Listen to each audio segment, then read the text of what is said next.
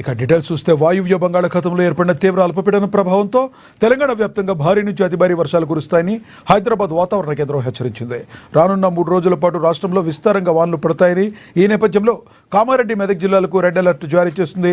మరోవైపు సంగారెడ్డి, సిద్దిపేట, యాదాద్రి భువనగిరి సహా 10 జిల్లాలకు ఆరెంజ్, మిగిలిన జిల్లాలకు ఎల్లో హెచ్చరికలు జారీ చేస్తుంది. ఈ అల్పపీడనం రాగల 24 గంటల్లో ఒడిశా తీరం వైపు కదిలే అవకాశం ఉందని వాతావరణ శాఖ అధికారులు తెలిపారు.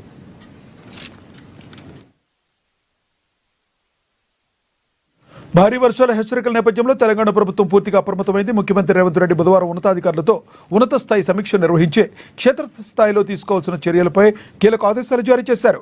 వర్షాల కారణంగా ప్రజలకు ఎలాంటి ఇబ్బందులు రాకుండా అన్ని ప్రభుత్వ శాఖలు సమన్వయంతో పనిచేయాలని ఆయన స్పష్టం చేశారు. ముఖ్యంగా శిథిలావస్థకు చేరిన పురాతన ఇళ్లలో నివసిస్తున్న వారిని వెంటనే గుర్తించి సురక్షిత ప్రాంతాలకు తరలించాలని సూచించారు.